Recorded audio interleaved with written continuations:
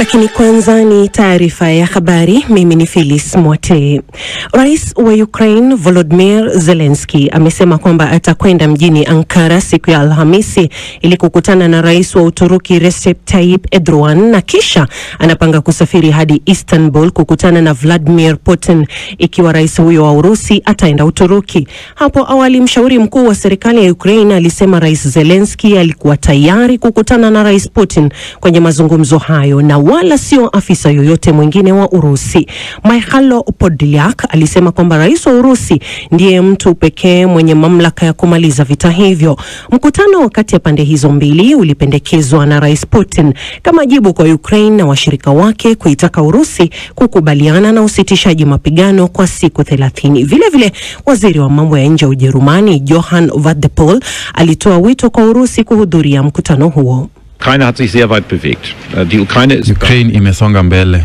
Ukraine iko tayari kwa mazungumzo yasiyo na masharti juu ya usitishaji wa vita na makubaliano ya amani. Na Urusi sasa inatakiwa kuchukua hatua. Urusi haipaswi kuacha nafasi hiyo wazi huko Istanbul, lakini lazima ijitokeze ikiwa ina nia ya dhati ya amani. Im Frieden interessiert ist. Rais Trump na mwanamfalme wa Saudi Arabia Mohammed bin Salman wametia saini kile kinachoelezewa kuwa ushirikiano wa kimkakati wa kiuchumi mjini Riyadh. Makubaliano hayo ambayo yaliafikiwa wakati wa awamu ya kwanza ya ziara ya Mashariki ya Kati ya Rais Trump yanasemekana kujumuisha makubaliano kuhusu nishati, madini na ulinzi. Awali rais huyo wa Marekani alihudhuria hafla ya chakula cha mchana cha kifahari huko Riyadh na baadhi ya viongozi mashuhuri wa uchumi na teknolojia wa Marekani ikiwemo Elon Musk na watendaji wakuu kutoka Boeing, Google na Amazon. Mmoja wa waigizaji wakubwa wa filamu nchini Ufaransa, Gérard Depardieu, amepatikana na hatia ya unyanyasaji wa kingono. Mahakama mjini Paris imempata mwigizaji huyo mkongwe na hatia ya kuwadhalilisha kingono wanawake wawili wakati wa kutengeneza filamu miaka 4 iliyopita. Depardieu aliye na miaka 76 amehukumiwa kifungo cha nje cha miezi 18. Wakili wake anasema kwamba atakata rufaa dhidi ya uamuzi wa mahakama. Akizungumza na wanahabari, mmoja wa wanawake aliyewasilisha kesi hiyo aliyepewa jina la Amélie K ameelezea kuridhishwa kwake na uamuzi wa mahakama. Nimeguswa sana. Mimi ambaye nimekuwa nikizungumzia jambo hili hadi sasa, najikuta nikijitahidi kutoa mawazo yangu hii leo. Nimeguswa sana na nimeridhika sana na uamuzi huu. Kwangu ni ushindi. Hakika ni hatua kubwa ya kusonga mbele, ni maendeleo makubwa. Tunasonga mbele. Asante. Nahisi haki imetendeka. Merci. La justice a été rendue, j'ai l'impression. Mahakama nchini Kenya imeidhinisha kurejeshwa nchini Marekani kwa aliyekuwa mbunge wa Afghanistan Haji Abdul Zahir Kadir. Kadir anakabiliwa na mashtaka ya kula njama ya kuingiza dawa za kulevya na kumiliki bunduki nchini Marekani. Hakimu Ben McEhubi alisema ombi la kurejeshwa lilihalalishwa na akaamuru Kadir akabidhiwe kwa mamlaka ya Marekani. Kadir alikamatwa jijini Nairobi baada ya kuwasili nchini Kenya kutoka Kabul na amekuwa akishikiliwa na mamlaka tangu wakati huo.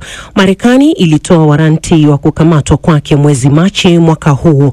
Hata hivyo, Kadir anakanusha mashtaka na anasema kwamba kesi hiyo inachochewa na msukumo wa kisiasa. Wakili wake naye amesema kwamba mahakama ilipuuza hoja muhimu za utetezi na itakata rufaa dhidi ya uamuzi huo.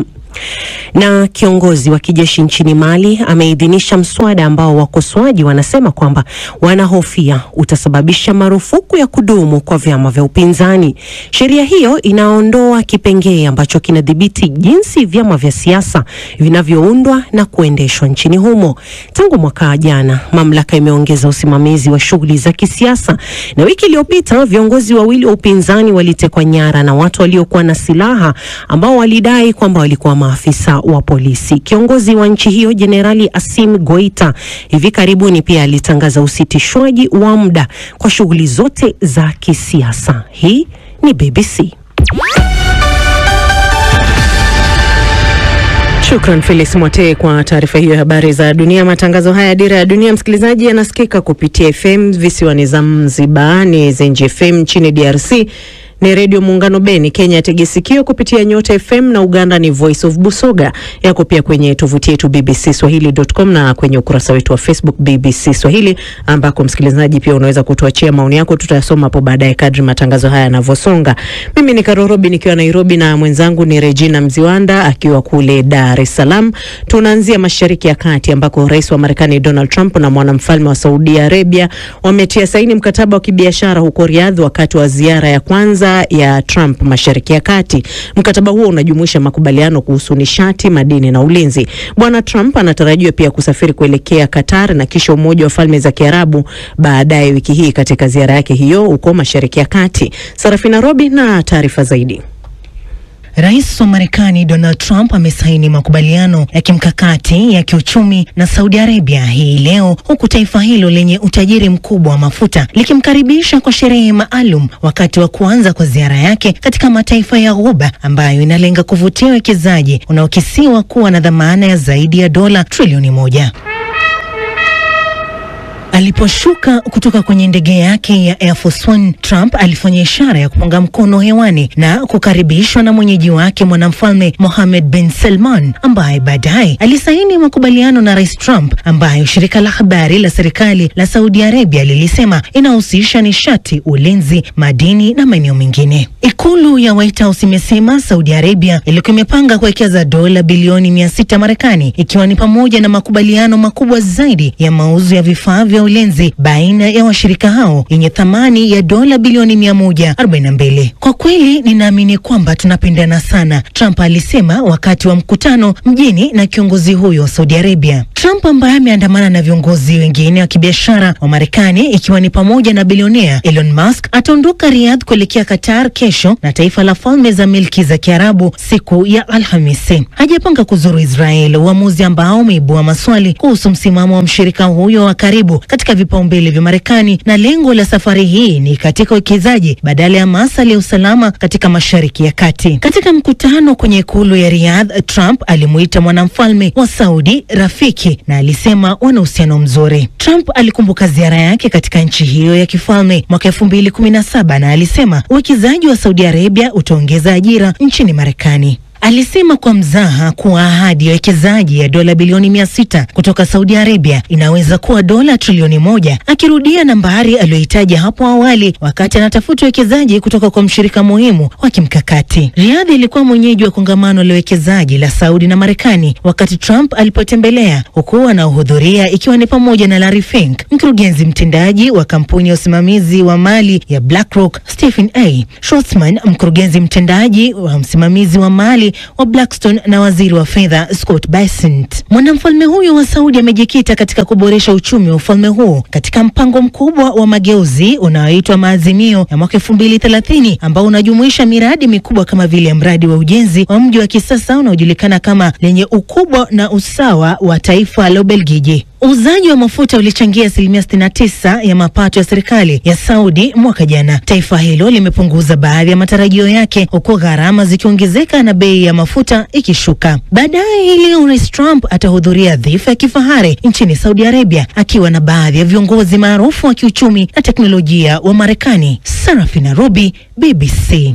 Na shirika la afya ulimwenguni WHO limeonya kuwa viwango vya utapia mlo huko Gaza huenda vikasababisha athari za muda mrefu kwa kizazi kizima.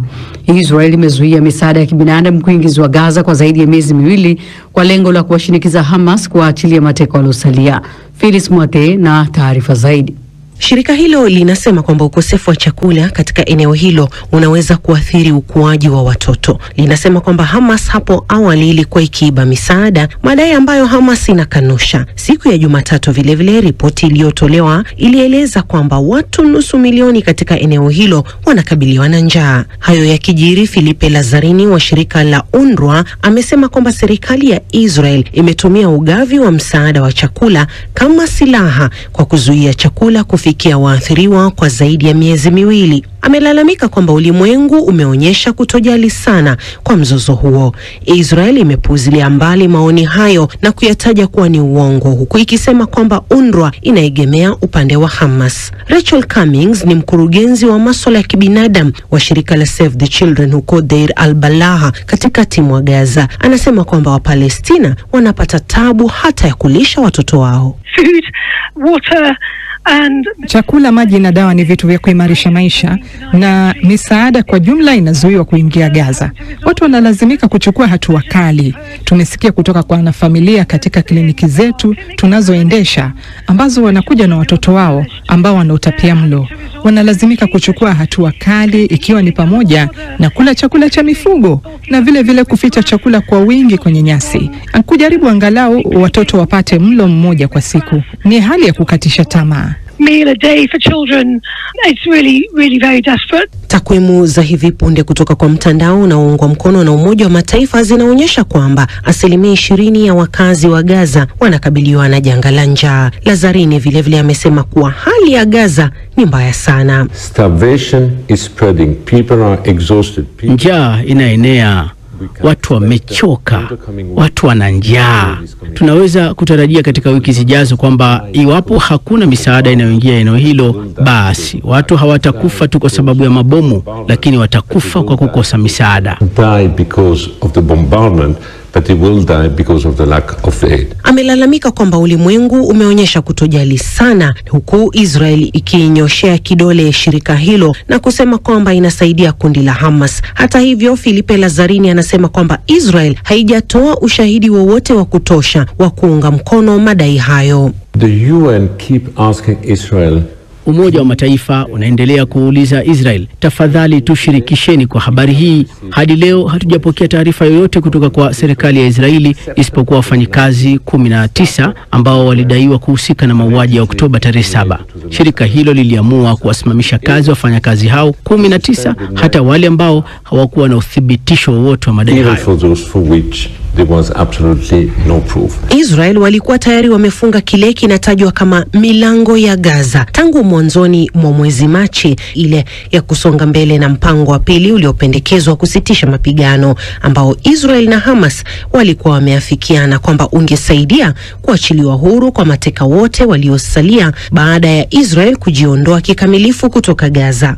Gaza ilikuwa mojawapo ya maeneo yenye watu wengi zaidi duniani kabla ya vita, na mpango wa Israel ni kuwalazimisha raia wa Gaza wengi iwezekanavyo katika eneo hilo dogo la kusini karibu na magofu ya mji wa Rafa ambao vile umeharibiwa. Na muda mfupi uliopita, waziri mkuu wa Israel amesema kwamba wanajeshi wa Israel wataingia Gaza kwa kile alichokitaja nguvu kamili katika siku zijazo. Katika taarifa iliyotolewa na afisi yake, Benjamin Netanyahu amesema kwamba lengo la operesheni hiyo ni kuwaangamiza kabisa Hamas, na imeongeza kusema kuwa hakutakuwa na hali yoyote itakayoifanya Israel kusimamisha vita. Amesema kwamba serikali yake kwa sasa inajitahidi kutafuta nchi ambazo zitawachukua raia wa Palestina kutoka eneo la Gaza. Phyllis Mwate, BBC. Na msikilizaji, kampeni zimeanza rasmi Burundi kuelekea uchaguzi mkuu unaotarajiwa mwezi ujao. Kwa kipindi cha wiki 3 kuanzia leo Jumanne, vyama vya siasa na wagombea huru watazunguka maeneo mbalimbali nchini Burundi kuwaomba wananchi wapigie kura katika uchaguzi wa tarehe 5 Juni. Kutakuwa na uchaguzi wa bunge, maseneta na madiwani wa manispa.